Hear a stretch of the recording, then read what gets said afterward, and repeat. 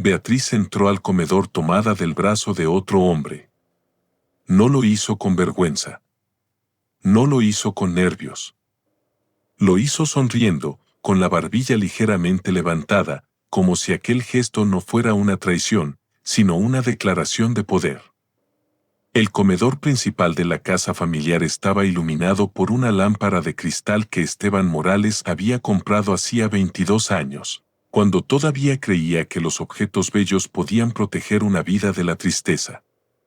Sobre la mesa larga de madera de nogal brillaban copas de vino, platos de porcelana blanca, servilletas dobladas con paciencia y una fuente de cordero al horno que él mismo había preparado desde la mañana. Toda la familia estaba allí. Sus hijos, Adrián y Camila. Su suegra, doña Elvira. 2 cuñados. 3 primos.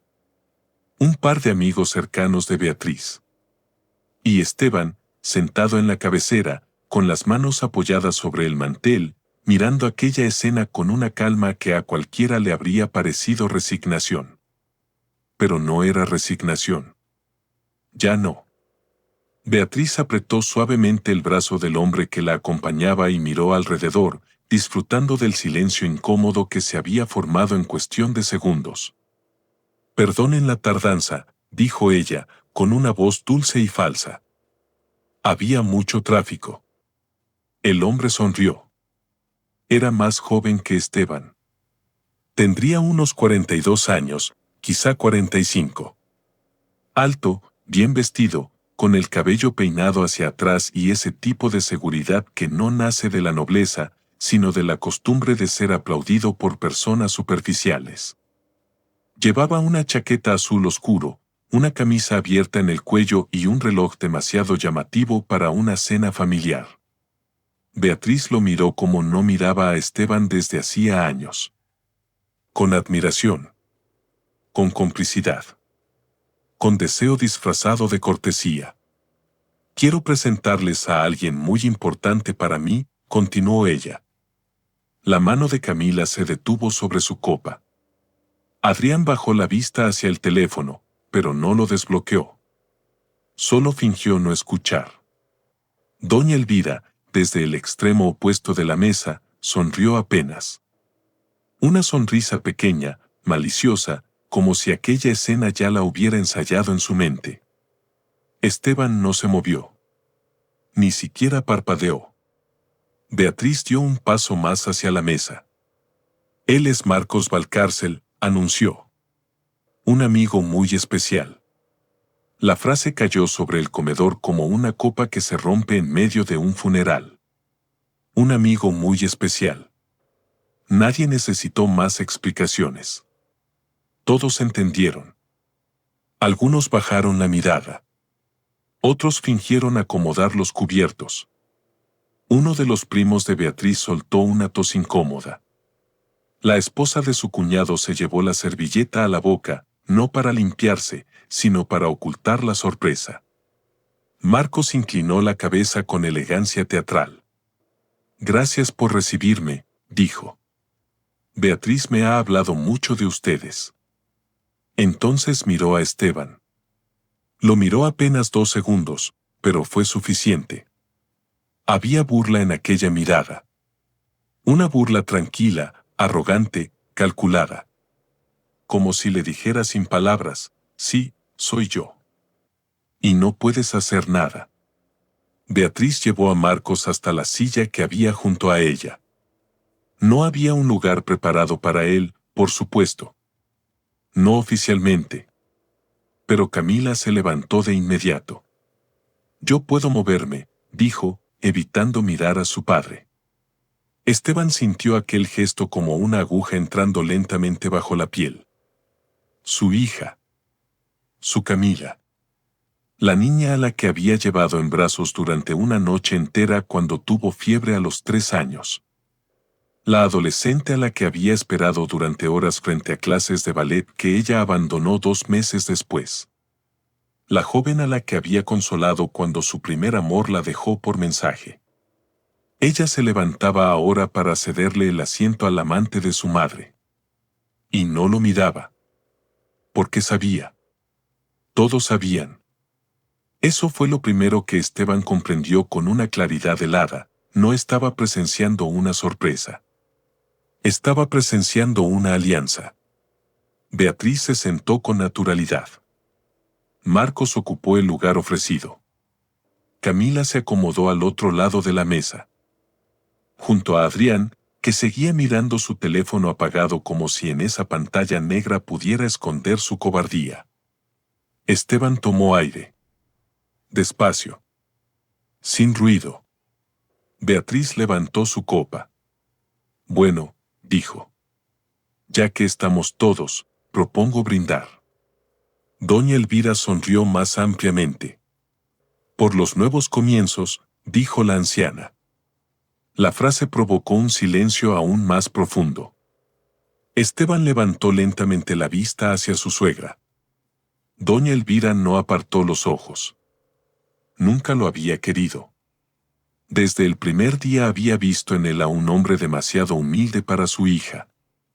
Un profesor de historia, hijo de un carpintero y una costurera, que había tenido la osadía de casarse con Beatriz Aranda, la brillante heredera de una familia de abogados, comerciantes y personas obsesionadas con parecer más importantes de lo que eran. Sí, añadió Beatriz, mirando a Esteban con una tranquilidad cruel. Por los nuevos comienzos. A veces uno tarda demasiado en aceptar que merece algo distinto. Marcos apoyó una mano sobre la de ella. No fue un accidente. Fue una provocación. Y todos la vieron. Esteban bajó los ojos hacia aquellas manos entrelazadas sobre el mantel que él había planchado esa misma tarde. Durante un segundo, el mundo entero pareció comprimirse en ese detalle, los dedos de su esposa entre los dedos de otro hombre, junto a la copa que él le había servido, sobre la mesa que él había preparado, frente a los hijos que él había criado. Beatriz esperaba que temblara. Esperaba que gritara. Esperaba que preguntara qué significaba todo aquello. Esperaba verlo roto. Esteban tomó su copa de agua, bebió un sorbo y la dejó en el mismo lugar exacto donde estaba. Bienvenido, Marcos, dijo al fin. Su voz fue tan serena que varios levantaron la vista. Beatriz parpadeó.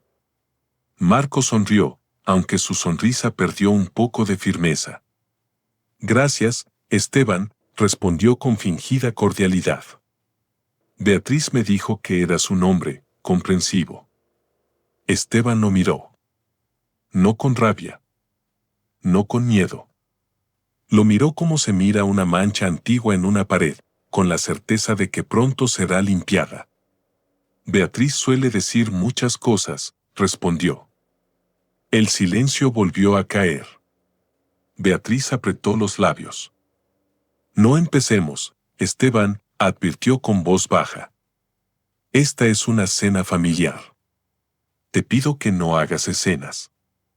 Esteban casi sonrió. Él no había llevado a su amante a la mesa. Él no había obligado a su hija a cederle el asiento. Él no había brindado por nuevos comienzos frente al esposo humillado. Pero, según Beatriz, el peligro de hacer una escena era él. Siempre había sido así. Durante años, ella hacía daño y él cargaba con la culpa de reaccionar al daño. No voy a hacer ninguna escena, dijo Esteban. Y era verdad. No esa noche. No todavía. Porque para entender cómo se llegó a esa mesa, a ese brindis, a esa mano ajena sobre la mano de Beatriz, había que retroceder mucho antes. Antes de Marcos. Antes de las mentiras. Antes de las cuentas vacías, de los mensajes borrados, de las reuniones falsas y de la mirada avergonzada de sus hijos. Había que volver al tiempo en que Esteban Morales todavía creía que el amor era suficiente para sostener una familia. Había que volver 30 años atrás. Cuando Beatriz Aranda apareció por primera vez en el aula 204 de la Facultad de Filosofía y Letras, Esteban tenía 27 años y una timidez que no lograba ocultar ni siquiera detrás de sus libros. Era profesor asistente de historia contemporánea, llevaba camisas sencillas, escribía con tiza hasta mancharse los dedos y hablaba de revoluciones, guerras y memoria con una pasión tranquila que hacía que hasta los alumnos más distraídos terminaran escuchándolo. Beatriz no era alumna de su clase. Estudiaba derecho en otro edificio, pero una tarde entró buscando a una amiga. Esteban estaba solo, borrando la pizarra. «Perdón», dijo ella. «¿Aquí es el seminario de historia política?» Él se volvió. Y se quedó sin palabras. Beatriz tenía 24 años, el cabello oscuro recogido en una coleta alta. Ojos grandes y una manera de pararse que hacía parecer que el mundo le debía obediencia. No era la mujer más hermosa que Esteban había visto, pero sí la más segura. Y para un hombre que había crecido midiendo cada palabra por temor a incomodar, aquella seguridad resultaba casi hipnótica. «No», respondió él, limpiándose las manos con torpeza. «Es al final del pasillo. Aula 209». Ella lo observó con curiosidad. «Usted es muy joven para ser profesor». «Soy asistente». «Ah». Eso explica la cara de susto. Esteban se sonrojó. Beatriz soltó una risa breve. No cruel. Al menos no entonces. Era una risa viva, luminosa, de alguien que todavía no había convertido la ironía en arma. «Soy Beatriz», dijo. «Esteban». Se dieron la mano. Él recordaría durante años la temperatura de aquel contacto. La suavidad de sus dedos. La manera en que ella no apartó la mirada. A partir de ese día, Beatriz comenzó a pasar por el aula 204 con excusas cada vez menos convincentes. Que si buscaba a su amiga. Que si necesitaba un libro. Que si había olvidado un paraguas.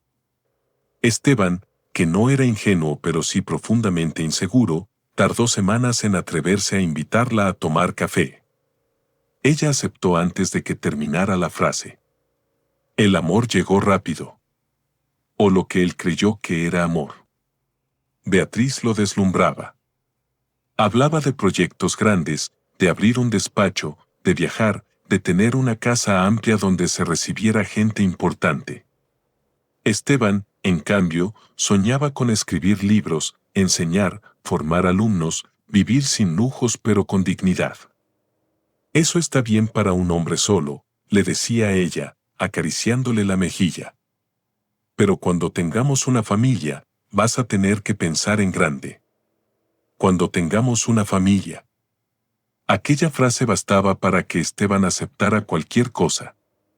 Se casaron 2 años después. La boda fue elegante, pero no feliz del todo. La familia de Beatriz sonrió en las fotos con la rigidez de quienes cumplen una obligación social. Doña Elvira, la madre de la novia, lo abrazó al final de la ceremonia y le susurró al oído. «Cuídala bien, Esteban. Ella está acostumbrada a otra clase de vida». No dijo bienvenido a la familia. No dijo nos alegra tenerte aquí. Dijo, ella está acostumbrada a otra clase de vida. Esteban entendió el mensaje, pero decidió ignorarlo. Esa sería una de sus mayores habilidades durante los años siguientes, entender las señales y convencerse de que no significaban lo que significaban. Al principio, vivieron en un apartamento pequeño cerca del centro. Beatriz trabajaba como pasante en un despacho importante. Esteban enseñaba en la universidad y corregía exámenes hasta la madrugada. No tenían mucho dinero, pero él era feliz. Preparaba café por las mañanas, le dejaba notas a Beatriz en la nevera, la esperaba despierto cuando ella llegaba tarde. Beatriz, por su parte, parecía agradecida. «Tú me das paz», le decía, apoyando la cabeza en su pecho. «Yo nací rodeada de gente que siempre quiere ganar. Tú eres distinto». Esteban confundió aquella frase con amor.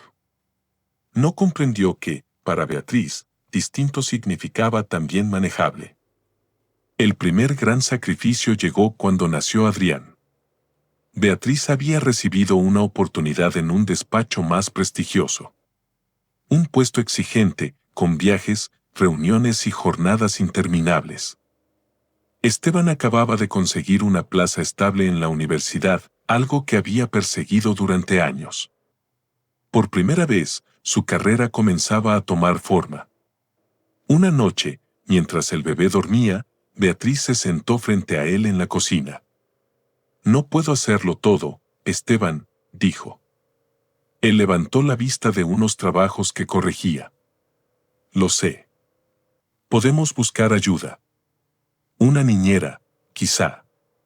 Beatriz negó con impaciencia. «No quiero que mi hijo sea criado por extraños». «Entonces ajustamos horarios». «Mis horarios no se pueden ajustar».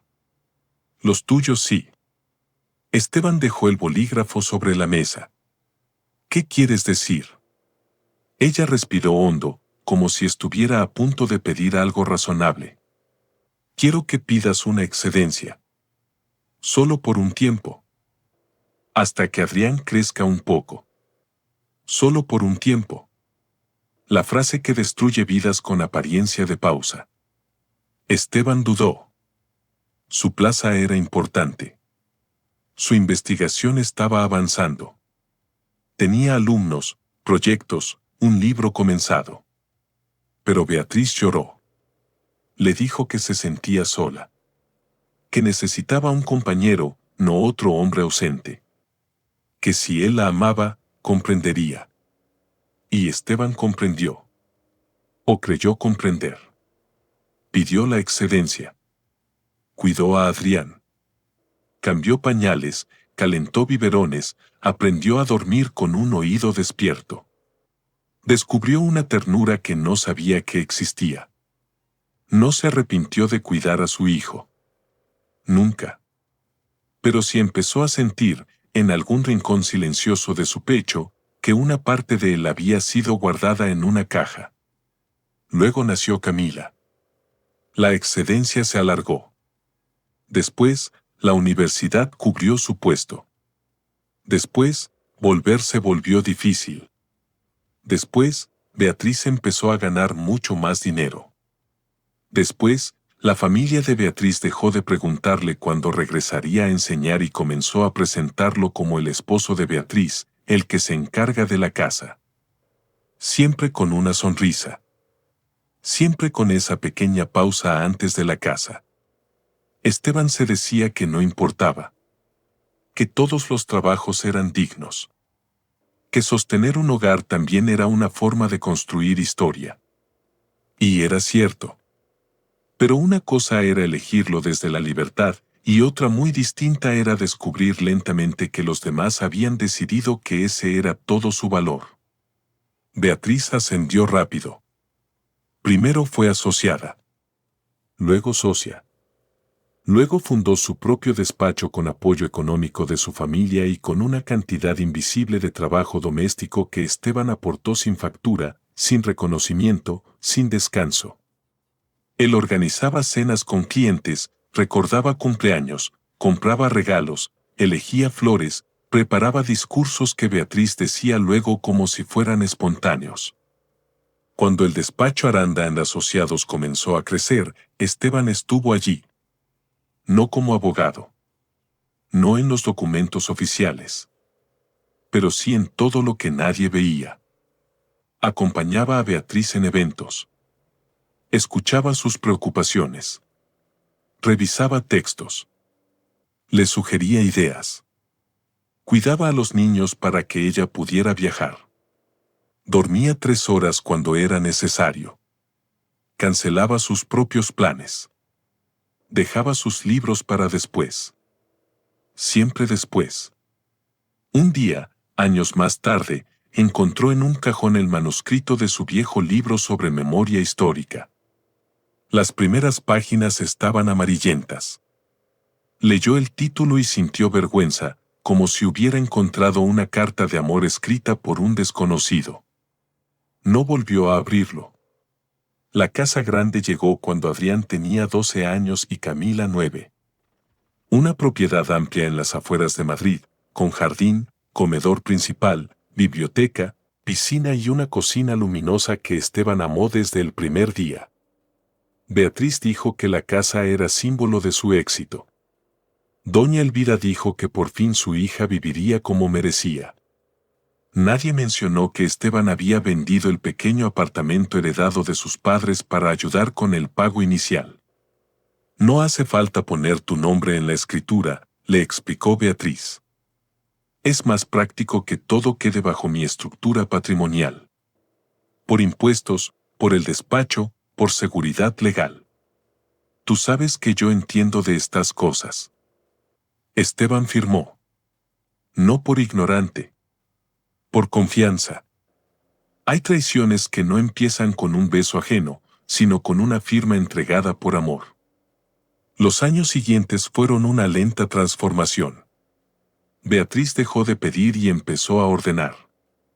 Esteban, mañana necesito que lleves mi vestido a la tintorería. Esteban, llama al jardinero. Esteban, no sirvas pescado cuando venga mi madre, sabes que le molesta el olor. Esteban, ¿puedes no hablar tanto de historia en las cenas? La gente se aburre. Al principio, él respondía con humor. Prometo no iniciar una revolución francesa entre el primer plato y el postre. Ella reía.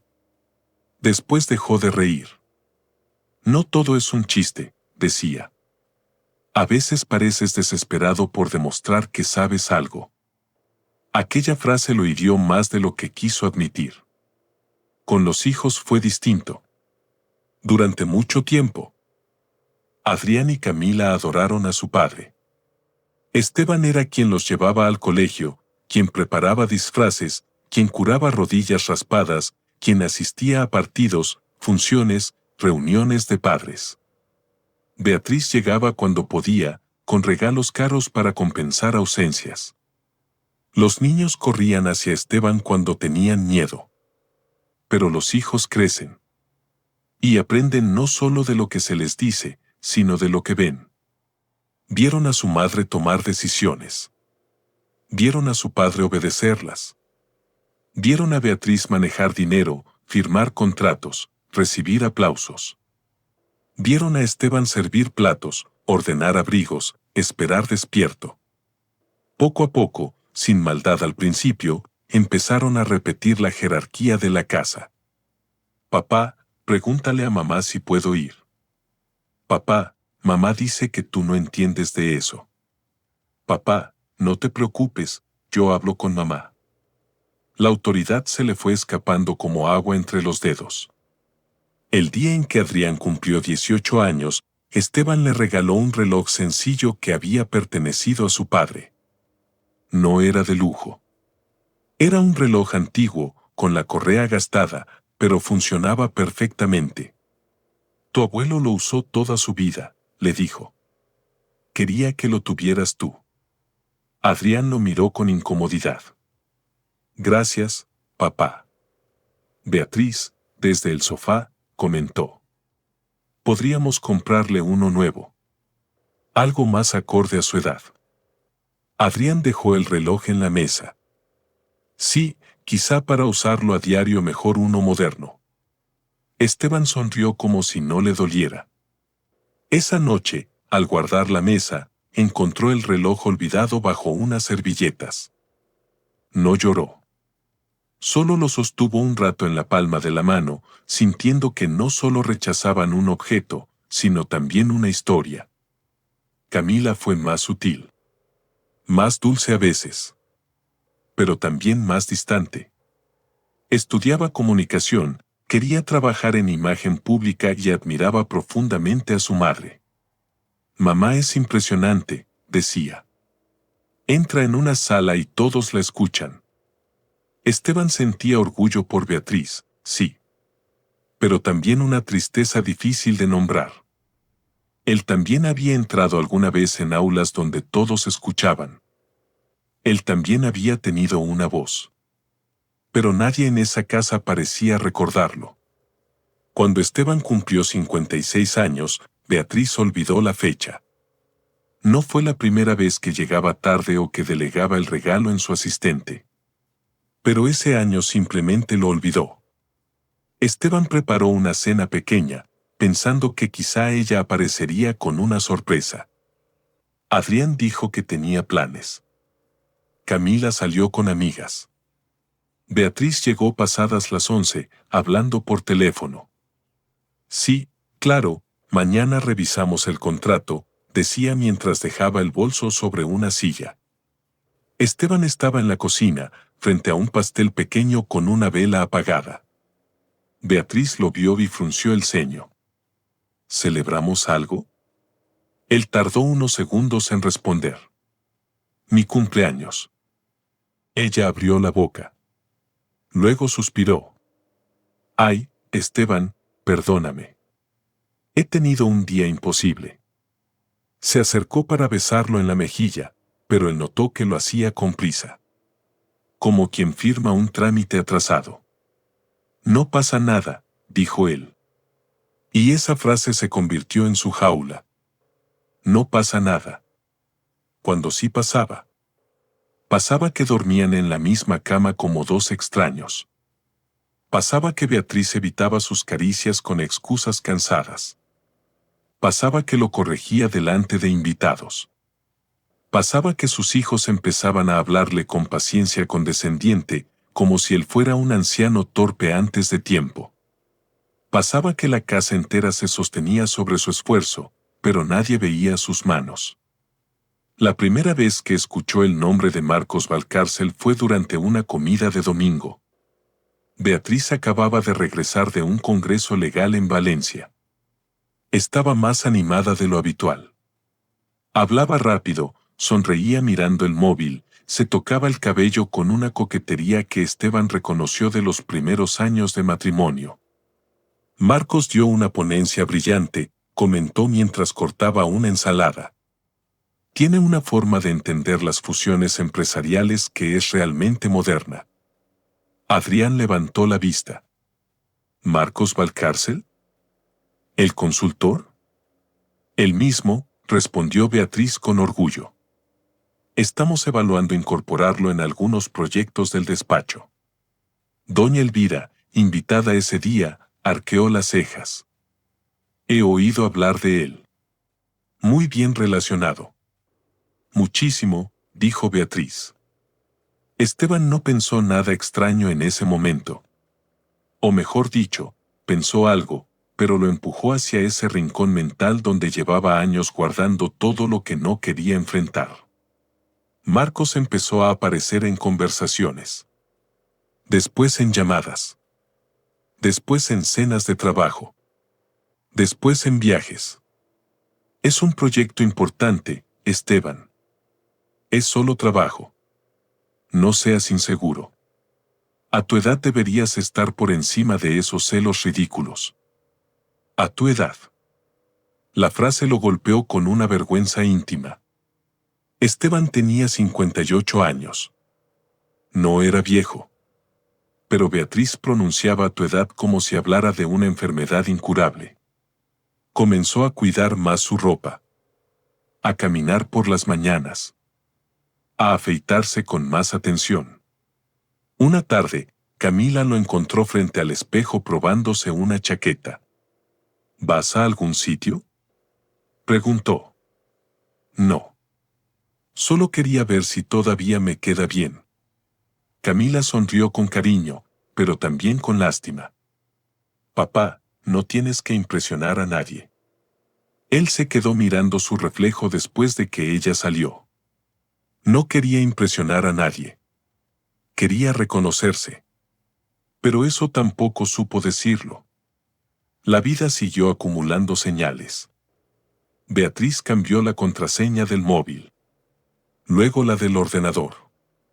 Luego empezó a dormir con el teléfono boca abajo sobre la mesita de noche. Recibía mensajes a medianoche y sonreía antes de responder.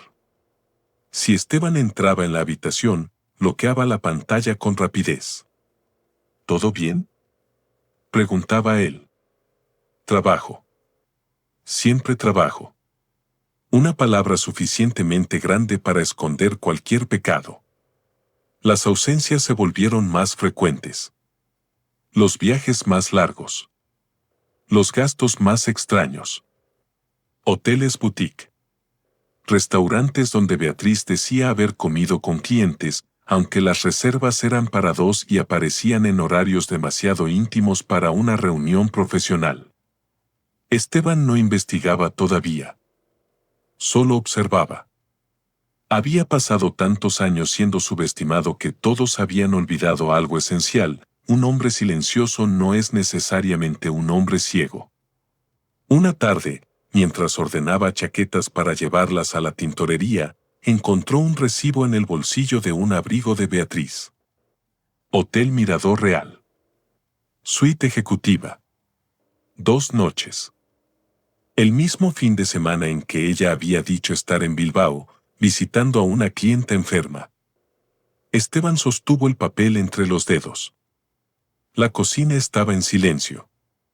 Afuera llovía con fuerza sobre el jardín. El sonido del agua contra los cristales parecía venir de muy lejos. Leyó el recibo una vez. 2. 3. No sintió furia. Eso lo sorprendió. Sintió cansancio. Un cansancio antiguo, profundo, casi físico. Como si su cuerpo hubiera estado esperando esa confirmación durante años y, al recibirla, no tuviera fuerzas ni para derrumbarse. Guardó el recibo en una carpeta azul que había en su escritorio. No dijo nada. Esa noche, Beatriz llegó tarde. Entró perfumada, elegante, con el cabello suelto y una energía luminosa que se apagó apenas vio a Esteban despierto en el salón.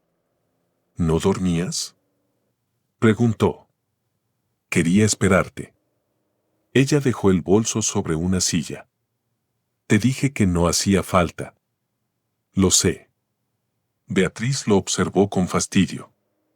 No empieces con esa actitud triste, por favor. He tenido un día largo. Esteban la miró. Pensó en el recibo. Pensó en la suite. Pensó en los años. ¿Cómo está la clienta de Bilbao?, preguntó. Por primera vez en mucho tiempo, vio algo parecido al miedo cruzar los ojos de su esposa. Fue apenas un segundo. Pero él lo vio. Mejor, respondió ella. Cansada, pero mejor. Esteban asintió. Me alegro. Beatriz esperó una acusación. Una pregunta. Un gesto. No llegó nada. Él se levantó y fue a la cocina. Te dejé cena en el horno. Ella se quedó inmóvil en medio del salón, confundida por una calma que no entendía. Y Esteban, mientras abría el horno y sacaba un plato cubierto con papel aluminio, comprendió algo que cambió para siempre la forma en que respiraba dentro de esa casa. Beatriz no le temía a su dolor. Le temía a su silencio. Porque el dolor podía manipularlo. El silencio, no. Durante las semanas siguientes, Esteban comenzó a recuperar una parte de sí mismo que creía muerta: la paciencia estratégica. No revisaba el móvil de Beatriz. No la seguía. No gritaba. No suplicaba. No preguntaba dónde estaba cuando llegaba tarde. Simplemente anotaba. Fechas. Horarios. Excusas. Gastos. Nombres. Marcos Valcárcel aparecía en todas partes. En correos que Beatriz dejaba abiertos por descuido. En invitaciones de eventos. En conversaciones con Adrián, quien empezó a mencionarlo con una familiaridad que a Esteban le resultó insoportable. Marcos dice que el mercado inmobiliario va a cambiar muchísimo, comentó una noche su hijo. Esteban levantó la vista. ¿Hablas mucho con él? Adrián se encogió de hombros. A veces. Mamá lo trae al despacho. Es interesante. Tiene contactos. Contactos. La nueva palabra sagrada de una generación que confundía valor con utilidad. Entiendo, dijo Esteban. Adrián lo miró con esa mezcla de impaciencia y superioridad que había heredado de Beatriz. Papá, no te pongas raro. Marcos ayuda mucho a mamá. Deberías alegrarte. Deberías alegrarte. Esteban pensó que quizá esa era la frase que mejor resumía su vida familiar. Debía alegrarse de lo que lo destruía, siempre que beneficiara a los demás. Camila fue más cuidadosa. Pero también sabía. Una noche, entró a la cocina mientras Esteban lavaba copas. Se apoyó en la encimera y lo miró con una incomodidad evidente. Papá. Dime. Ella abrió la boca, la cerró, volvió a intentarlo. Mamá está pasando por una etapa complicada. Esteban siguió lavando una copa. ¿Eso te dijo? No exactamente. ¿Y qué te dijo exactamente? Camila bajó la mirada. Que tú y ella llevan años mal. Que a veces las personas necesitan reencontrarse. Esteban dejó la copa con cuidado. El agua seguía corriendo. ¿Y tú qué piensas? Camila tragó saliva. No sé. Si sabes. Ella se molestó, quizá porque él tenía razón. No me pongas en medio. Esteban cerró el grifo. El silencio de la cocina pareció agrandarse. Yo no te puse en medio, Camila. Su voz fue suave. Eso lo hizo peor. La joven apretó los labios. Mamá merece ser feliz. Esteban sintió que algo se hundía dentro de él, pero se obligó a permanecer quieto. ¿Y yo? Camila levantó la mirada. Sus ojos se llenaron de lágrimas, pero no respondió. No hacía falta. En esa casa, la felicidad de Beatriz era un derecho. La de Esteban, una pregunta incómoda. Camila salió de la cocina sin decir más. Esteban se quedó solo. Apoyó ambas manos en la encimera y respiró lentamente. No culpaba del todo a sus hijos. Esa era una trampa peligrosa para su corazón. Sabía que habían crecido bajo la sombra inmensa de Beatriz, aprendiendo que todo giraba en torno a ella. Pero también sabía que ya eran adultos. Y que la edad no convierte automáticamente a nadie en justo, pero sí lo vuelve responsable de su cobardía. La cena familiar fue anunciada por Beatriz 2 semanas después. El sábado vendrá mi madre, mis hermanos y algunos amigos, dijo durante el desayuno. Esteban estaba untando mantequilla en una tostada. ¿Algún motivo especial? Beatriz bebió café sin mirarlo. No tiene que haber un motivo para reunir a la familia. Él alzó la vista. Últimamente siempre hay un motivo. Ella dejó la taza con fuerza. ¿Qué significa eso? Nada. No, dilo. Esteban la miró. En otro tiempo habría retrocedido, habría pedido disculpas, habría inventado una explicación para evitar conflicto. Esta vez solo dijo. Significa que prepararé la cena. Beatriz lo observó con sospecha. Bien. Haz algo elegante. No quiero improvisaciones. Nunca improviso con los invitados. Y por favor, añadió ella, intenta estar de buen humor. No quiero que arruines la noche con esa cara de mártir que llevas últimamente.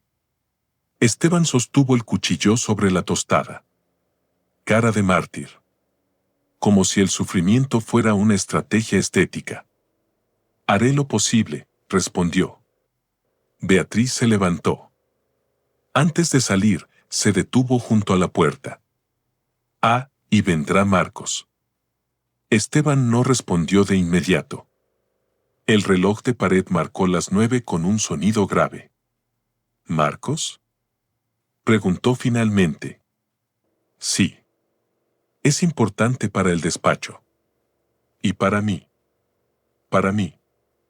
Ahí estaba. La pequeña rendija por donde la verdad empezaba a asomarse con descaro. ¿Como socio?, preguntó Esteban. Beatriz sonrió apenas. Como alguien que forma parte de mi vida. Esteban dejó el cuchillo sobre el plato. Entiendo. Ella esperaba otra cosa. Se notaba. Esperaba celos, reclamo, quizá una súplica. Al no obtenerla, su expresión se endureció. Quiero que sea civilizado. Siempre lo he sido. No uses ese tono. ¿Qué tono? Beatriz entrecerró los ojos. Ese. Como si supieras algo que los demás no. Esteban sintió entonces, con una claridad extraña, que la cena del sábado no era una reunión. Era una ejecución pública. Beatriz quería llevar a Marcos. Quería mostrarlo. Quería medir su poder frente a todos. Quizá quería forzarlo a pedir el divorcio para luego acusarlo de inestable. Quizá quería que perdiera el control. Quizá necesitaba humillarlo para justificar lo que ya había decidido hacer. Pero había algo que Beatriz no sabía. Esteban ya tenía el recibo del hotel. Tenía capturas de correos impresos. Tenía estados de cuenta. Tenía una copia de un contrato que Beatriz había dejado olvidado una tarde y que demostraba algo mucho más grave que una infidelidad. Marcos no era solo su amante. Marcos estaba ayudándola a mover dinero del despacho familiar hacia una sociedad nueva registrada a nombre de un tercero. Y el tercero no era cualquier persona. Era Adrián. Su propio hijo. Esteban había descubierto la primera pista por accidente. Una transferencia inusual desde una cuenta vinculada a inversiones familiares. Luego otra. Luego una factura falsa por consultoría estratégica.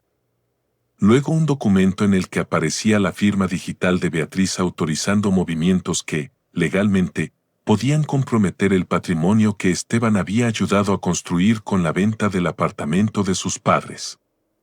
Al principio, pensó que era un error. Después entendió que era un plan. Beatriz no solo quería reemplazarlo. Quería vaciarlo.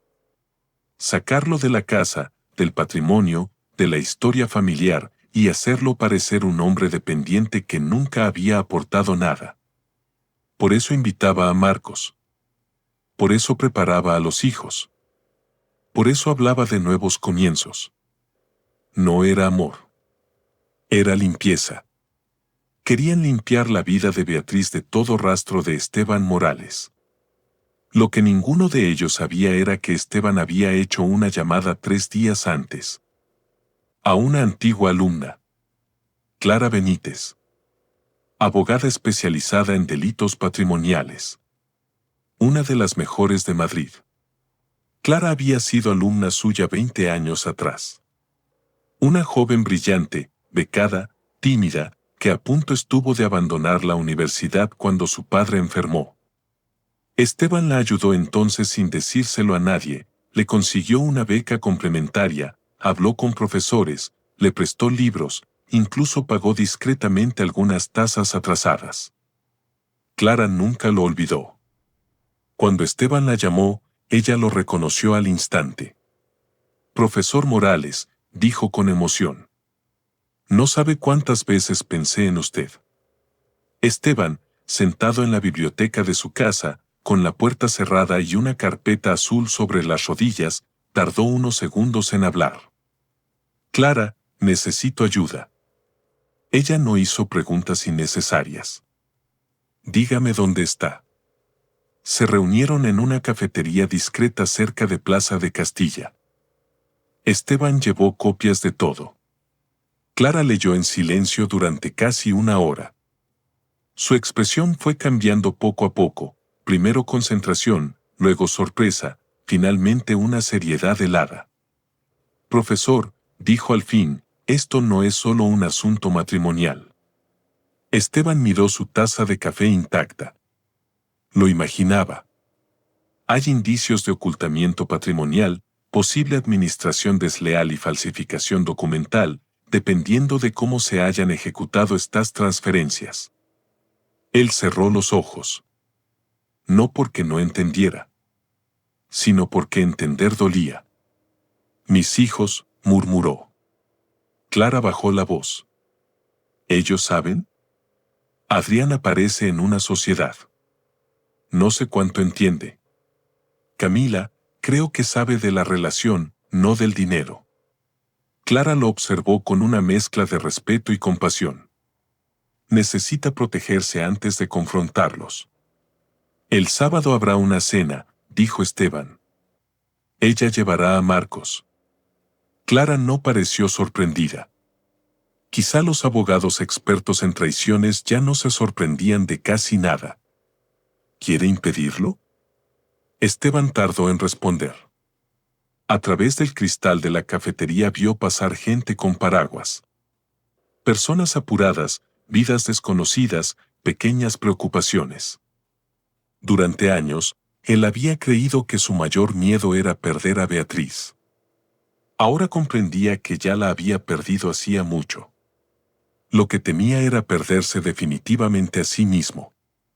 No, dijo al fin. Quiero que lo haga. Clara lo miró con atención. Entonces debe escucharme muy bien. No discuta. No grite. No amenace. Deje que hablen. Deje que se muestren. A veces las personas arrogantes hacen medio trabajo por nosotros cuando creen que ya ganaron. Esteban asintió lentamente. ¿Y después? Clara cerró la carpeta azul. Después, profesor, hablaremos con documentos. El sábado llegó con un cielo gris. Esteban despertó antes de las 7. Beatriz dormía en la habitación de invitados desde hacía meses, aunque ambos fingían ante la familia que se trataba de problemas de sueño. Él bajó a la cocina, encendió la luz y se quedó un momento mirando el espacio donde había pasado buena parte de su vida. La cocina olía a madera, café y hierbas secas. Allí había preparado desayunos de cumpleaños. Allí había pegado dibujos infantiles en la nevera. Allí había escuchado llorar a Camila por un examen suspendido. Allí había enseñado a Adrián a cortar cebolla sin lastimarse. Allí había esperado a Beatriz cientos de noches. Pasó la mano sobre la encimera. No me voy a despedir todavía, murmuró. Luego empezó a cocinar. Preparó cordero al horno, crema de calabaza, ensalada de higos con queso de cabra, pan casero y una tarta de almendras. No lo hizo para complacer a Beatriz. Tampoco para impresionar a Marcos. Lo hizo porque esa era su manera de decirse que, incluso en medio de la traición, él no sería arrastrado a la vulgaridad. Cada corte, cada mezcla, cada movimiento fue una forma de resistencia. A mediodía, Camila apareció en la cocina. ¿Necesitas ayuda?, preguntó. Esteban levantó la vista. Su hija estaba más elegante de lo habitual. Llevaba un vestido verde oscuro, maquillaje cuidadoso y pendientes dorados. Parecía nerviosa. «Puedes poner las copas», dijo él. Camila abrió una alacena. Durante unos minutos trabajaron en silencio. Luego ella preguntó: «¿Estás bien?». Esteban casi sonrió. Era una pregunta pequeña, tardía, pero no completamente vacía. ¿Quieres la respuesta amable o la verdadera? Camila se quedó quieta con una copa en la mano. La verdadera. No. No estoy bien. Ella bajó la mirada. Papá. Pero voy a estarlo, añadió él. Camila lo miró, confundida por aquella frase. Mamá no quiere hacerte daño. Esteban dejó el cuchillo sobre la tabla. Camila, tu madre lleva tiempo haciéndome daño. La diferencia es que ahora quiere hacerlo con público. La joven palideció. No es así. No. Las cosas son complicadas. Las personas suelen decir eso cuando quieren que una injusticia parezca un malentendido. Camila apretó la copa. Yo no quiero pelear. Yo tampoco. Entonces no la provoques esta noche. Esteban la miró con una tristeza serena. Qué curioso. Todos me piden a mí que no provoque nada. Camila no respondió. Él volvió a cortar hierbas. Ten cuidado con esa copa. Era de la vajilla de tu abuela Isabel. La abuela paterna. La madre de Esteban. Camila observó el cristal como si de pronto pesara más.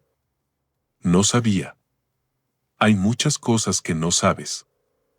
Ella quiso decir algo, pero Beatriz entró en la cocina en ese momento. Vestía un traje color marfil. Impecable. Elegante. Demasiado elegante para una cena familiar en casa. Llevaba el perfume que usaba en ocasiones especiales y unos pendientes de perlas que Esteban le había regalado en su 10º aniversario. Camila, cariño, ve a arreglar el comedor, ordenó. Yo necesito hablar con tu padre. Camila salió casi con alivio.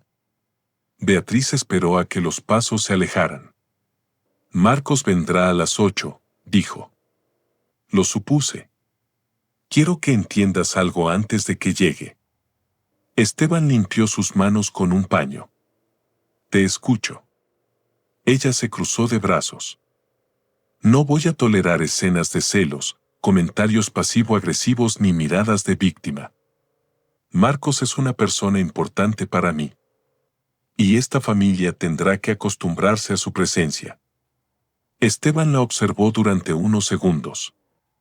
Había una mujer frente a él que se parecía a la joven del aula 204 solo en la forma de los ojos.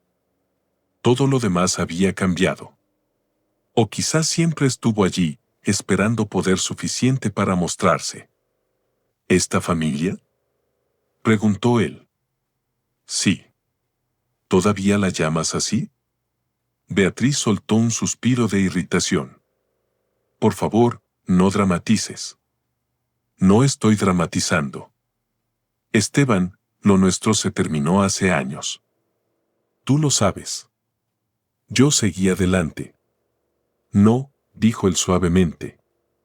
Tú empezaste otra relación mientras seguías usando mi vida como soporte de la tuya. Eso no es seguir adelante. Eso es pisar a alguien y llamar camino a la huella. Beatriz se quedó inmóvil. Durante un segundo, pareció no reconocerlo. Luego endureció la expresión. No te queda bien hablar así. ¿Cómo? Como si fueras fuerte. El golpe fue directo. En otro tiempo lo habría destruido. Esa mañana, en cambio, Esteban sintió que aquellas palabras chocaban contra algo nuevo dentro de él y caían al suelo sin encontrar entrada. Tienes razón, dijo. No soy fuerte como tú entiendes la fuerza. Beatriz sonrió con desprecio. Al menos lo admites. Nunca he necesitado humillar a nadie para sentirme grande. La sonrisa de ella desapareció. Ten mucho cuidado esta noche. Esteban volvió a tomar el cuchillo. Eso mismo pensaba decirte. Beatriz lo miró con una mezcla de rabia y desconcierto. ¿Me estás amenazando? No. Solo estoy siendo amable. Ella quiso responder, pero no encontró una frase que le devolviera el control. Finalmente giró sobre sus tacones y salió de la cocina. Esteban se quedó solo otra vez. Respiró. Miró la carpeta azul, escondida dentro del armario inferior, detrás de una olla grande que nadie más usaba. No la sacó. Todavía no. Los invitados empezaron a llegar a las 7:30. Doña Elvira fue la primera. Entró con un abrigo de lana gris y una expresión solemne, como una reina llegando a inspeccionar una provincia pobre.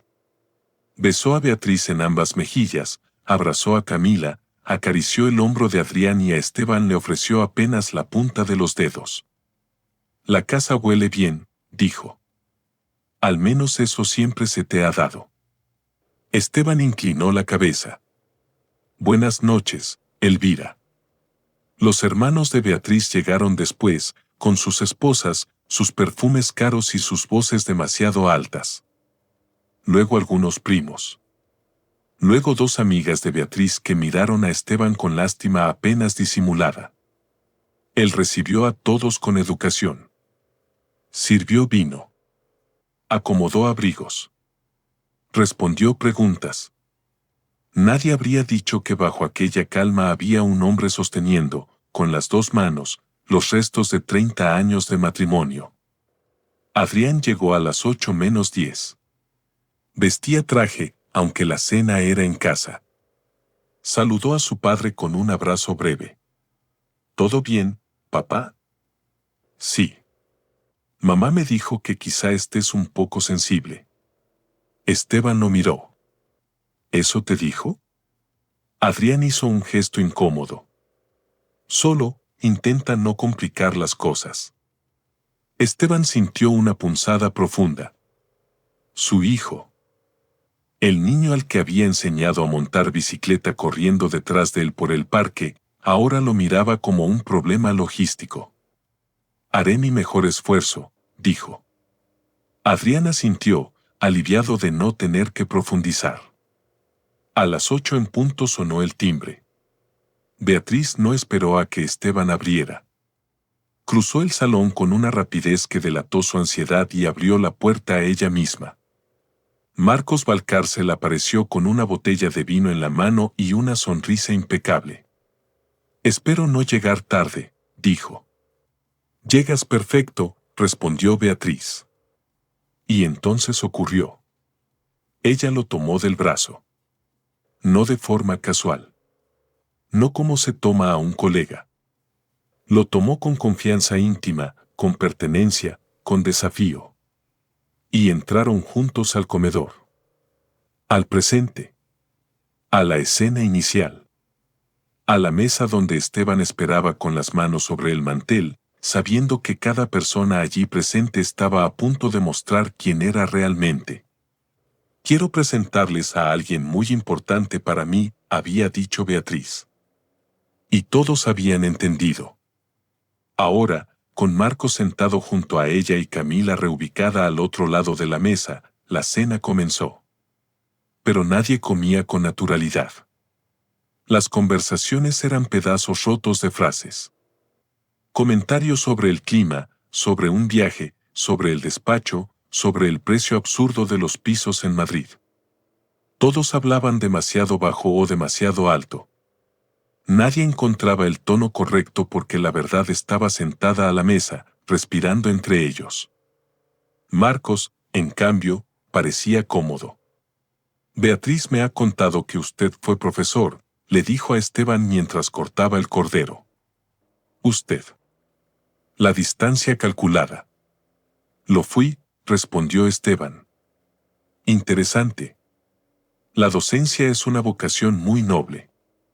El tono era educado, pero la intención estaba debajo, como veneno en una copa dulce. Noble. Es decir, poco rentable. Adrián intervino con una risa ligera. Papá sabe muchísimo de historia. Cuando éramos niños nos contaba relatos larguísimos.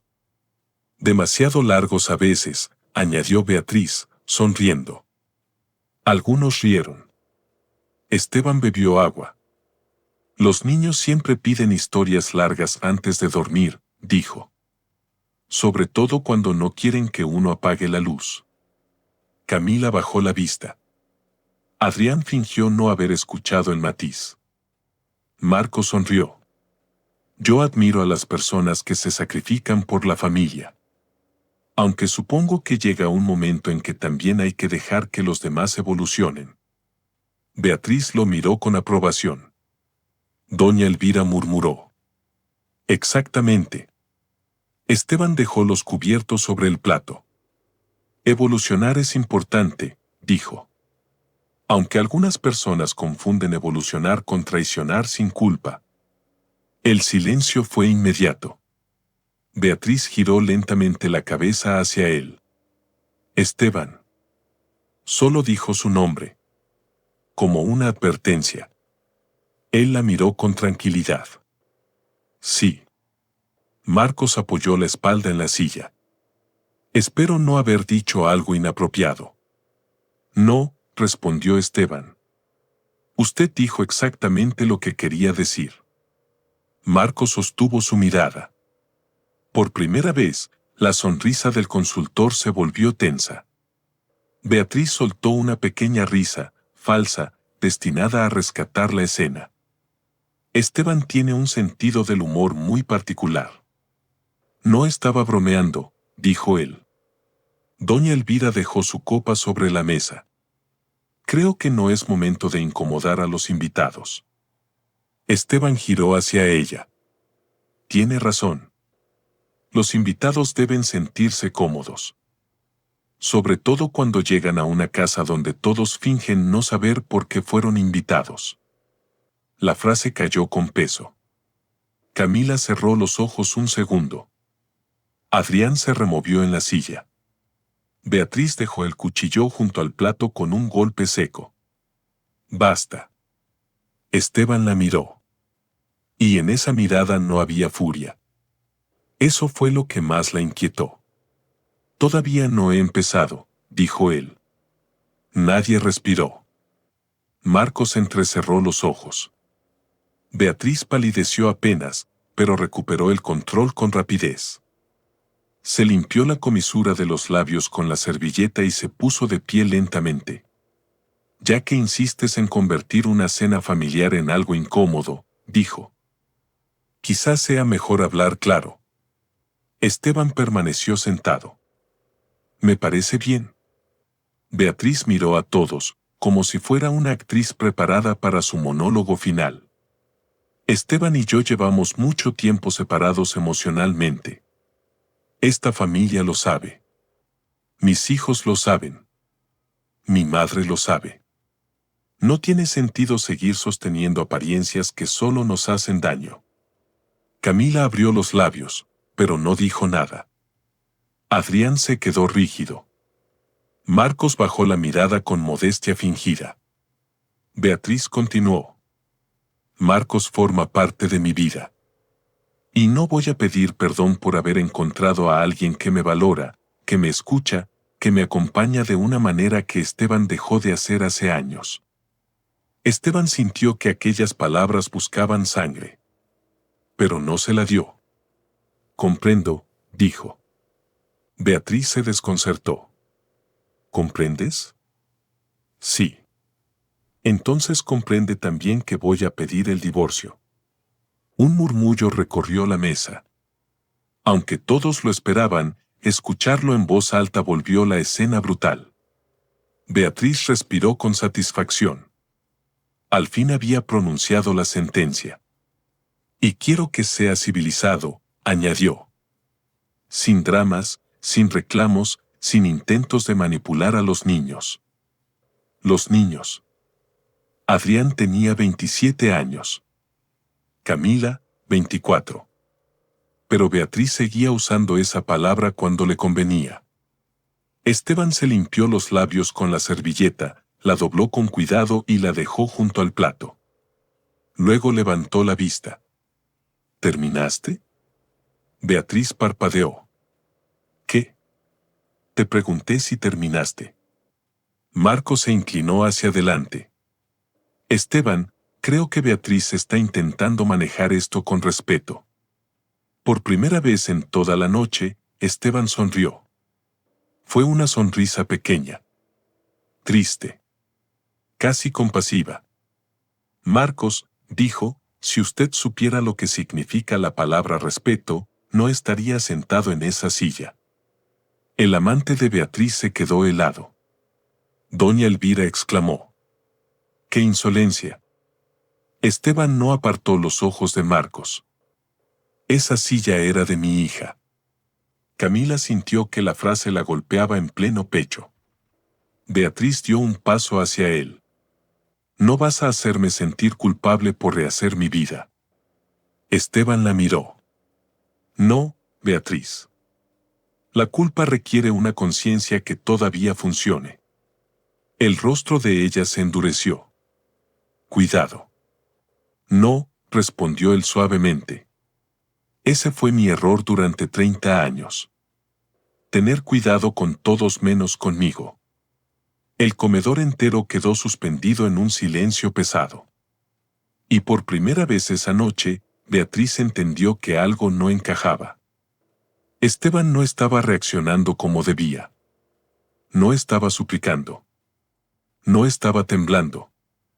No estaba intentando salvar el matrimonio. Esteban se levantó despacio. Todos siguieron el movimiento con la mirada. Él no fue hacia Beatriz. No fue hacia Marcos. No fue hacia la puerta. Caminó hasta el aparador antiguo donde se guardaban los cubiertos de plata y abrió el cajón inferior. Beatriz frunció el ceño. ¿Qué haces? Esteban metió la mano en el cajón. Durante un segundo, Camila pensó que sacaría una botella. Adrián pensó que quizá buscaría unas llaves. Marcos no pensó nada, solo lo observó con cautela. Esteban sacó una carpeta azul. La misma carpeta azul. La colocó sobre la mesa, junto a la fuente de cordero que ya nadie estaba comiendo. El sonido del cartón contra la madera fue discreto. Pero para Beatriz sonó como un trueno. Antes de hablar del divorcio, dijo Esteban, creo que deberíamos hablar de algunas cosas más. Beatriz miró la carpeta. Su rostro cambió. No mucho. Pero Esteban la conocía demasiado bien. Vio el miedo. Lo vio aparecer detrás de sus ojos como una sombra detrás de una cortina. ¿Qué es eso?, preguntó ella. Esteban apoyó una mano sobre la carpeta. La razón por la que esta cena no va a terminar como tú pensabas. Marcos dejó lentamente su copa sobre la mesa. Adrián se puso pálido. Camila susurró. Papá. Esteban no abrió la carpeta todavía. Solo miró a su familia. Uno por uno. A su suegra, que lo había despreciado desde el primer día. A sus cuñados, que lo habían tratado como un mueble útil. A sus hijos, que habían elegido la comodidad de no preguntar. A Marcos, que había llegado creyendo que se sentaba en la mesa de un hombre vencido. Y finalmente a Beatriz. La mujer por la que había renunciado a una carrera, a un libro, a una parte de su nombre. Durante muchos años, dijo Esteban, ustedes confundieron mi silencio con ignorancia. Nadie habló. Él respiró profundamente. Esta noche vamos a corregir ese error. Esteban abrió la carpeta azul. No lo hizo con prisa. No lo hizo con dramatismo exagerado. Lo hizo como un hombre que, después de haber pasado años recogiendo los pedazos de una vida que otros rompían sin cuidado, por fin colocaba cada fragmento sobre la mesa para que todos vieran la forma completa de la traición. Beatriz no se movió. Pero sus dedos se cerraron lentamente alrededor de la servilleta. Marcos, en cambio, intentó sonreír. Esteban, dijo con una calma falsa, creo que estás dejando que las emociones. No pronuncie mi nombre como si tuviera derecho a suavizar lo que hizo, lo interrumpió Esteban. La voz no fue alta. No necesitó serlo. El comedor entero quedó inmóvil. Doña Elvira abrió la boca, escandalizada. Pero qué manera de hablarle a un invitado. Esteban giró apenas el rostro hacia ella. Un invitado trae vino, doña Elvira. No trae mentiras a una casa que no es suya. El rostro de la anciana se endureció, pero no respondió. Algo en la mirada de Esteban la hizo callar por primera vez en 30 años. Beatriz dio un paso hacia la mesa. Cierra esa carpeta. No. Una sola palabra. Seca. Definitiva. Beatriz parpadeó, como si no entendiera que aquella negativa viniera de él. De Esteban.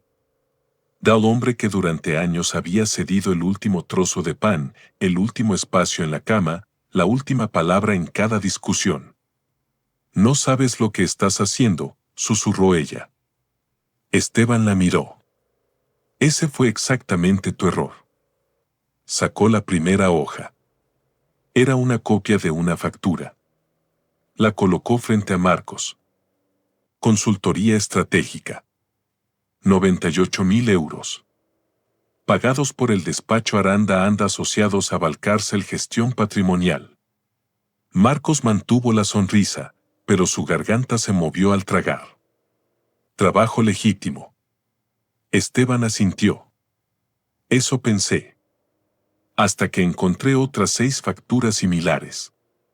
Todas emitidas por servicios vagos, sin informes adjuntos, sin entregables, sin reuniones registradas. Curioso, ¿no? Adrián se inclinó hacia adelante. Papá, esto no es momento para hablar de temas del despacho. Esteban lo miró. Y esa mirada fue quizá la que más dolió. No porque hubiera rabia en ella, sino porque había una tristeza antigua, de esas que ya no piden nada. Tú estás en esta carpeta, Adrián. El joven palideció. Camila giró hacia su hermano. ¿Qué? Beatriz intervino de inmediato. Esteban, no metas a nuestros hijos en tus delirios. No son delirios, dijo él. Sacó otra hoja. Sociedad Horizonte Norte S.L. constituida hace 8 meses. Administrador único, Adrián Morales Aranda. Capital inicial, 3.000 euros. Movimientos recibidos en los últimos 6 meses, 472.000 euros. El silencio se volvió insoportable. Afuera, el viento golpeó suavemente una ventana del salón. Adrián se levantó de golpe. Eso no significa nada. Mamá me dijo que era una estructura de inversión. Algo normal. Camila lo miró horrorizada. ¿Tú sabías? No sabía nada raro. Respondió él, alterado. Mamá dijo que era para proteger activos del despacho. Que era una oportunidad. Esteban cerró los ojos un segundo. Le dolió. Aunque ya lo sabía. Aunque Clara se lo había advertido. Aunque los documentos lo confirmaban. Escuchar a su hijo admitirlo abrió una herida nueva. ¿Y no te pareció extraño que tu madre pusiera $500,000 de euros en una empresa tuya sin explicarme nada? Adrián no respondió. Beatriz golpeó la mesa con la palma de la mano. Basta. Todo esto se puede explicar. No tienes formación legal ni financiera para entender operaciones complejas. Esteban sonrió apenas. Durante años dijiste que yo no entendía. Esa fue tu forma favorita de mantenerme lejos de la verdad. Porque no entiendes. Quizá no entendía tu lenguaje de contratos. Pero entendía tus silencios. Tus llamadas cortadas. Tus viajes falsos. El miedo en tu cara cuando pregunté por la clienta de Bilbao. Y entendí algo más, una persona inocente no esconde tanto. Marco se levantó lentamente. Creo que debería irme. Siéntese, dijo Esteban. Marco se quedó quieto. La orden fue tan inesperada que nadie respiró. Esteban tomó otra hoja. Hotel Mirador Real. Suite ejecutiva. 2 noches. Pagado con tarjeta corporativa vinculada al despacho. La misma semana en que Beatriz dijo estar en Bilbao visitando a una clienta enferma. Beatriz apretó los labios. Eso es asunto privado. No cuando se paga con dinero de la empresa. La empresa es mía. La frase salió como un látigo. Y apenas la pronunció, Beatriz comprendió que había cometido un error. Esteban la miró en silencio. Luego sacó un documento más. Esta vez sus manos temblaron apenas. No de miedo.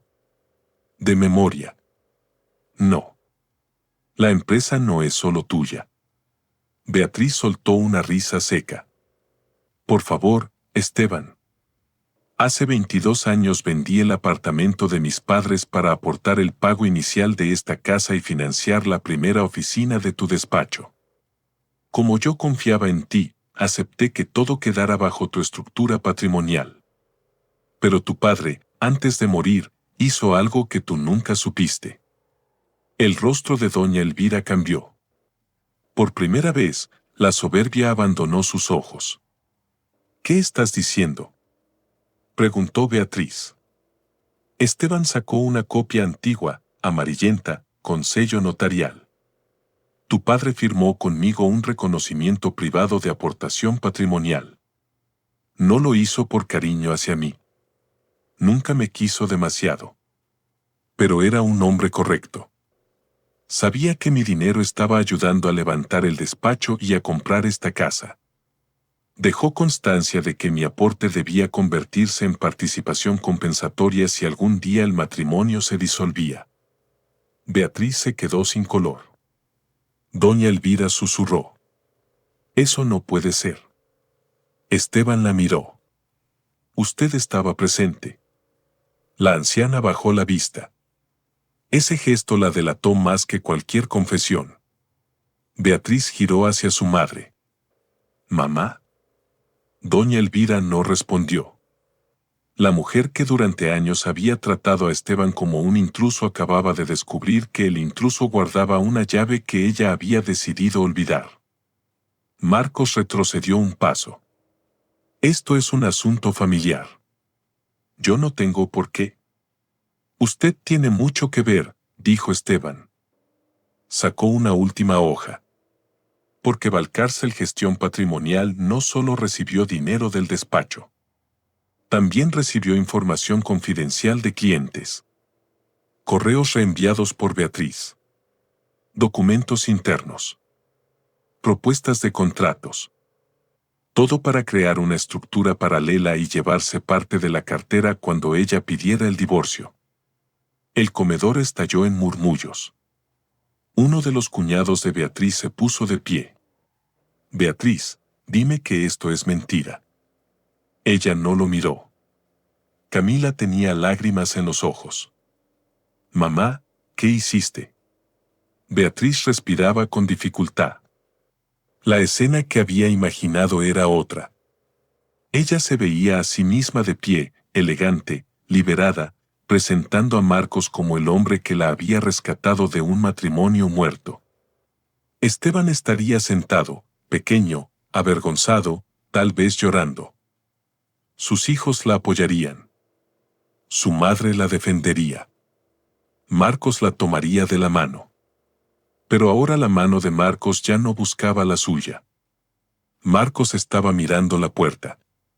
Y Esteban estaba de pie frente a todos, con la carpeta abierta, sin levantar la voz, sin insultar, sin perder la dignidad. Eso era lo que más la destruía.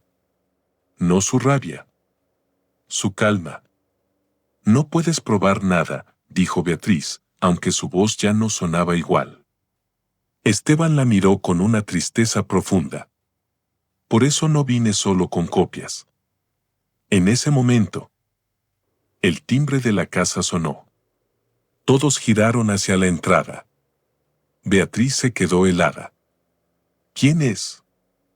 Esteban cerró la carpeta. Mi abogada. Camila se llevó una mano a la boca. Adrián susurró. Papá, no. Esteban miró a su hijo. Ojalá hubieras dicho esa palabra antes. No cuando te alcanzan las consecuencias. Caminó hasta la puerta y abrió. Clara Benítez entró con un abrigo oscuro, el cabello recogido y un maletín en la mano. No parecía una mujer ansiosa por participar en un escándalo. Parecía alguien que venía a poner orden en una habitación demasiado contaminada por mentiras. Buenas noches, dijo. Nadie respondió. Clara se acercó a Esteban y le entregó un sobre. Ya está presentado. Beatriz sintió que el suelo se movía. ¿Qué está presentado? Clara la miró. Una solicitud de medidas cautelares, una denuncia por posibles irregularidades patrimoniales y una petición formal de auditoría sobre Aranda Anda Asociados y sociedades vinculadas. Marcos soltó una risa nerviosa. Esto es absurdo. Yo llamaré a mi abogado. Debería, respondió Clara. También debería evitar salir del país durante los próximos días. El rostro de Marcos se descompuso. Beatriz dio un paso hacia Esteban. ¿Cómo pudiste hacerme esto? La pregunta fue tan grotesca que Camila dejó escapar un sollozo. Esteban la miró en silencio. ¿Hacerte esto? Repitió. Beatriz, esta noche trajiste a tu amante a nuestra mesa. Lo sentaste junto a ti. Dejaste que nuestra hija le cediera su lugar. Anunciaste tu divorcio frente a toda la familia como si mi dignidad fuera un obstáculo decorativo. Y todavía preguntas cómo pude hacerte esto. Beatriz abrió la boca, pero no encontró palabras. Yo no te hice esto, continuó él. Solo dejé de protegerte de las consecuencias. Doña Elvira se puso de pie, temblando. Esteban, por favor. Esto puede resolverse en privado. Él giró hacia ella. Durante 30 años, todo lo que me dolía debía resolverse en privado. Sus desprecios. Las humillaciones. Las frases dichas con media sonrisa. La forma en que enseñaron a mis hijos a mirarme como si yo fuera menos. Pero esta noche no. Esta noche ustedes eligieron el público. Yo solo traje la verdad. Adrián se acercó. Su rostro ya no mostraba arrogancia. Solo miedo. Papá, yo no sabía que era ilegal. Te lo juro. Esteban lo observó. Quiso ver al niño de la bicicleta. Al pequeño que corría hacia él con las rodillas raspadas. Pero frente a él había un hombre adulto que había aceptado beneficios sin hacer preguntas porque las respuestas podían incomodarlo. Quizá no sabías todo, dijo Esteban. Pero sabías que me estaban apartando. Sabías que tu madre estaba con Marcos. Sabías que esta cena era una humillación. Y aún así me pediste que no complicara las cosas. Adrián bajó la cabeza. Lo siento. Esteban cerró los ojos. Había esperado esas palabras durante años. Ahora llegaban tarde, pero no eran inútiles. Nada sincero era inútil. Entonces empieza por decir la verdad cuando te llamen a declarar. Beatriz se giró hacia su hijo. No vas a declarar contra tu madre. Adrián dio un paso atrás. Por primera vez, pareció ver a Beatriz no como una figura invencible, sino como alguien desesperado por salvarse usando a cualquiera. Camila se levantó lentamente. Tenía el rostro empapado en lágrimas. Yo sabía lo de Marcos, confesó. Esteban la miró. Ella se llevó una mano al pecho. Mamá me dijo que tú eras frío, que ya no la amabas, que llevaban años fingiendo. Yo quise creerle porque era más fácil. Porque si pensaba que ella te estaba destruyendo, entonces tenía que hacer algo. Y no hice nada. Su voz se quebró. Perdóname, papá. Esteban sintió que la coraza interior se agrietaba. Camila rodeó la mesa, pero se detuvo antes de abrazarlo, como si ya no supiera si tenía derecho. Él la miró durante unos segundos. Luego abrió los brazos. La joven se hundió en su pecho y lloró como cuando era niña. Esteban cerró los ojos, apoyando una mano en su cabello. No era una absolución completa. No borraba el dolor. Pero era una puerta. Y a veces una puerta pequeña es suficiente para que una vida no termine convertida en muro. Beatriz contempló la escena con rabia. ¡Qué conmovedor!, dijo con veneno. Ahora todos van a hacer de Esteban el santo mártir. Camila se separó de su padre y miró a su madre. No es un santo. Es mi papá. Y tú lo trataste como si no fuera nadie. La frase atravesó el comedor. Beatriz retrocedió como si su propia hija la hubiera golpeado. Marcos aprovechó el momento para tomar su abrigo. Yo no voy a quedarme en esta locura. Clara se interpuso con serenidad. Señor Valcárcel, nadie lo retiene. Pero antes de marcharse, le recomiendo saber qué parte de la documentación ya fue enviada a Fiscalía y a los socios afectados. Cualquier intento de destruir pruebas agravará su posición. Marcos miró a Beatriz. Ya no había amor en sus ojos. Solo cálculo. Tú me dijiste que él no sabía nada, susurró. Beatriz se quedó inmóvil. Esteban soltó una risa breve, sin alegría. Eso pensaban todos. Marcos salió sin despedirse. La puerta se cerró detrás de él con un sonido seco. Beatriz quedó sola en medio del desastre que ella misma había organizado. Durante un instante, pareció envejecer 10 años. La seguridad de su postura se derrumbó. La barbilla altiva bajó. Sus ojos recorrieron los rostros presentes buscando apoyo, su madre, sus hermanos, sus hijos, sus amigos. Pero nadie corrió hacia ella. La mentira tiene muchos invitados cuando parece victoria. Muy pocos cuando empieza a oler a ruina. Esteban, dijo al fin, cambiando de tono. Podemos hablar. Tú y yo. Sin abogados. Sin escándalos. Hemos compartido demasiados años. Él la miró. Ese tono lo conocía. Era el tono de las noches en que ella quería que él cediera. La voz suave después del golpe. La caricia después del desprecio. La súplica administrada como inversión. No. Beatriz tragó saliva. No puedes tirar 30 años por la borda. Esteban sintió una paz extraña al escuchar aquella frase. No los estoy tirando yo. Cometí errores. No, Beatriz. Olvidar un aniversario es un error.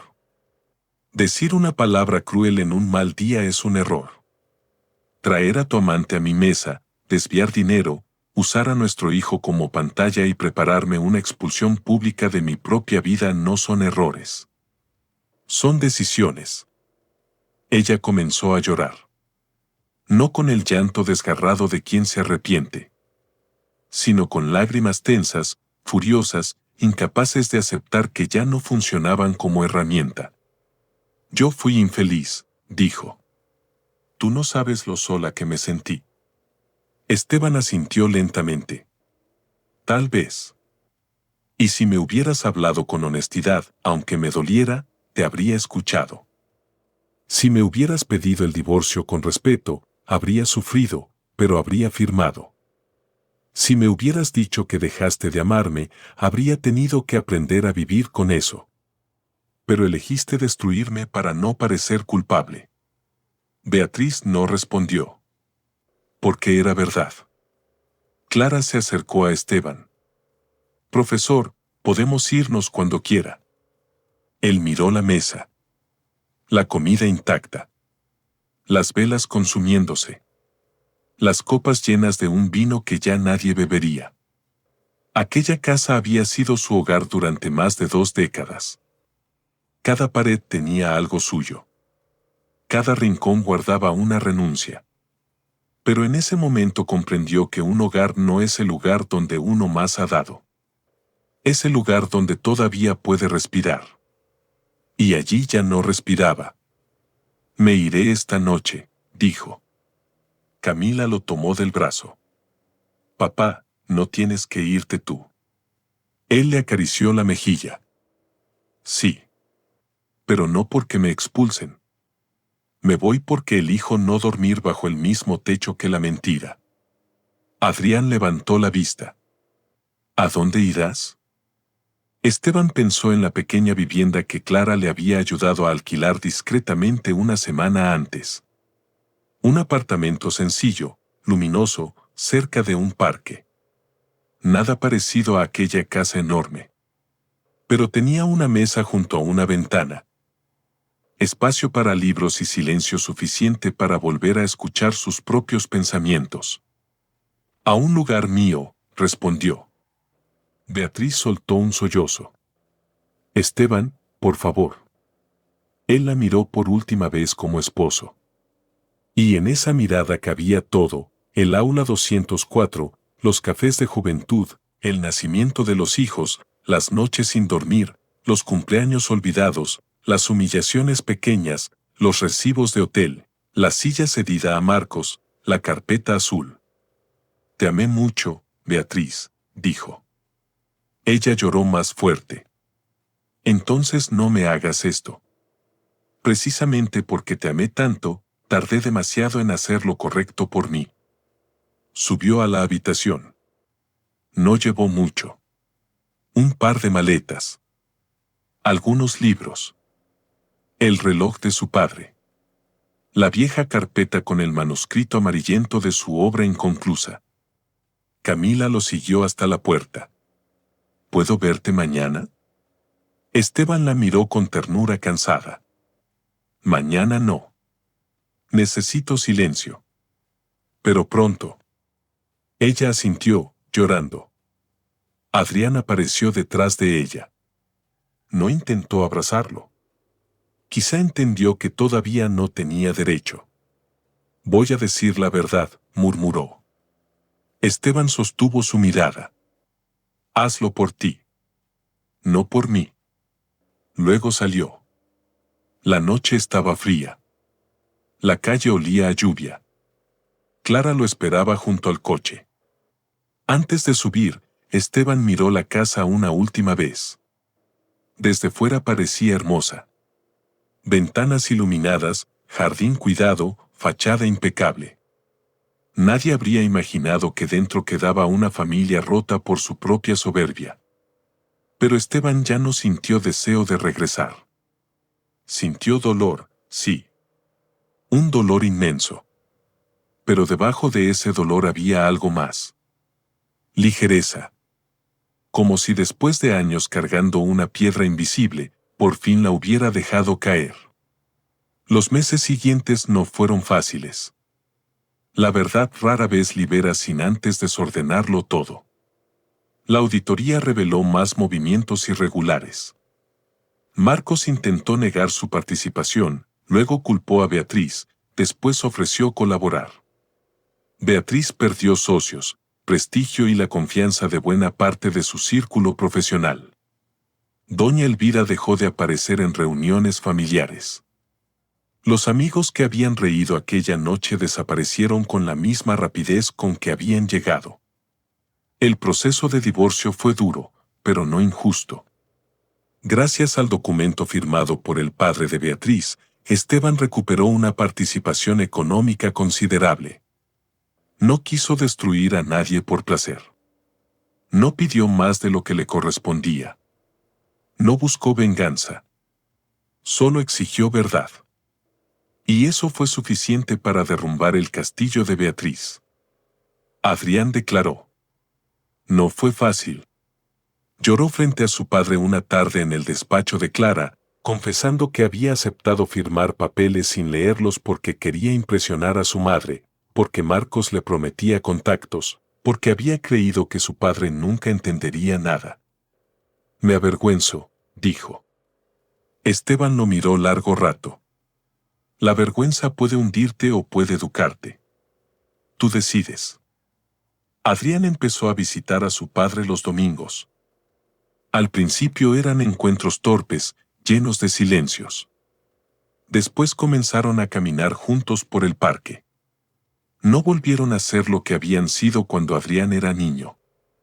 Eso era imposible. Pero construyeron algo nuevo, más honesto, menos inocente. Camila fue la primera en volver de verdad. Llevó una planta al apartamento de Esteban. Es para que este lugar tenga vida, dijo. Él sonrió. Ya tiene. Ella entendió. Lloró otra vez. Pero esa vez no fue solo por culpa. También por alivio. Beatriz intentó llamar muchas veces. Al principio con rabia. Luego con reproches. Después con nostalgia. Una noche dejó un mensaje de voz que Esteban escuchó sentado junto a la ventana. Me equivoqué. No sé quién soy sin todo lo que perdí. Tú eras mejor conmigo de lo que yo merecía. Ojalá pudiera volver atrás. Esteban no respondió. No por crueldad, sino porque hay puertas que no se cierran con odio, sino con respeto por la persona que uno está tratando de salvar, uno mismo. Un año después, Esteban volvió a una universidad. No como profesor titular. No todavía. Fue invitado por Clara Benítez para dar una charla sobre memoria, dignidad y silencio en la historia privada de las familias. Entró al aula con una carpeta bajo el brazo. Durante un segundo, el olor a madera, papel y tiza lo golpeó como un recuerdo de juventud. Los estudiantes guardaron silencio. Esteban apoyó sus notas sobre la mesa. Miró los rostros jóvenes. Respiró. Y sonrió. Durante mucho tiempo creí que la historia era solo aquello que los pueblos escriben después de las guerras, comenzó. Pero ahora sé que también hay historias pequeñas, domésticas, invisibles. Historias de personas que callan durante años, no porque no tengan voz, sino porque nadie les enseñó que su voz también merecía ocupar espacio. En la última fila estaban Camila y Adrián. Clara también. Camila lloraba en silencio. Adrián escuchaba con los ojos fijos en su padre, como si recién entonces entendiera la magnitud del hombre que había tenido delante toda su vida. Esteban continuó. La dignidad no siempre vuelve con un grito. A veces vuelve una noche cualquiera, cuando alguien coloca una carpeta sobre una mesa y decide que ya no va a mentir para que otros estén cómodos. Nadie se movió. Y cuando eso sucede, dijo, no importa cuánto hayas perdido. Porque recuperarte a ti mismo es el primer patrimonio que nadie debió haberte arrebatado. Al terminar, el aula estalló en aplausos. Esteban bajó la mirada. No por vergüenza. Por emoción. Durante 30 años había pensado que su historia había terminado el día que renunció a su carrera por amor. Pero allí estaba, de pie otra vez, con el cabello más gris, el corazón lleno de cicatrices y una voz que ya no pedía permiso. Esa noche, al volver a su apartamento, encontró sobre la mesa el manuscrito antiguo de su libro. Lo abrió. Las primeras páginas seguían amarillentas. El título ya no le gustó. Tomó una pluma y escribió uno nuevo. El silencio no es derrota. Luego se quedó mirando esas palabras. Y por primera vez en mucho tiempo, no pensó en Beatriz, ni en Marcos, ni en la casa grande, ni en la cena, ni en la humillación. Pensó en la mañana siguiente. En el café junto a la ventana. En las clases. En la planta que Camila le había regalado. En la posibilidad de vivir sin miedo. Y entonces comprendió la verdad más sencilla y más difícil de todas. A veces, la justicia no llega cuando los culpables caen. Llega cuando el hombre al que intentaron romper descubre que todavía puede levantarse, caminar hacia la puerta y no mirar atrás. Esteban apagó la luz. La ciudad seguía despierta al otro lado del cristal. Y él, finalmente, también.